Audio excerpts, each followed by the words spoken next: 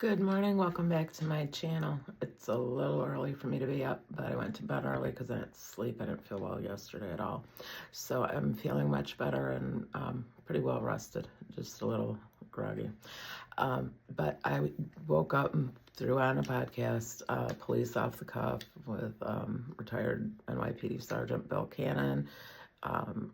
He's a current law professor and attorney, but former NYPD as well, Professor Mike Geary.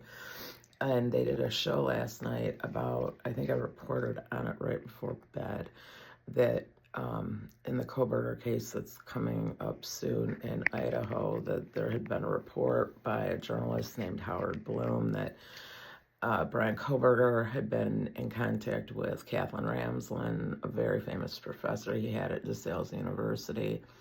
And this was all untrue. It was just a hypothesis that this journalist had. He wrote a book on the topic, and I think is, trying to remain relevant to sell his book.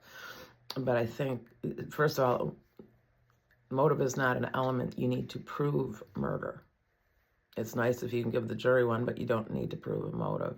And I think that's crappy to involve a professor who is well known for studying serial killers. That's what she teaches one of her classes on.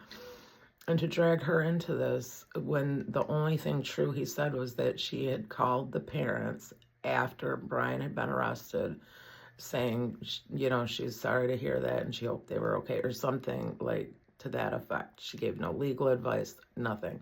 And she's had to put out a statement now publicly. And I think that's just, he didn't need to drag her name into it. She had nothing to do with this, any more than any other professor he had did. So I just think it's kind of crappy. And I just want to put it out there that it's absolutely not true. And that Dr. Ramsland has responded publicly because she had to. So I think it's kind of crappy because that could affect her professional reputation. I truly hope it doesn't. So I just want to put that out there, that Kathleen Ramsland had nothing to do with why Brian Kohberger committed the 4 murders in Idaho that law enforcement has ever made known to the public. That's all I have for now, though.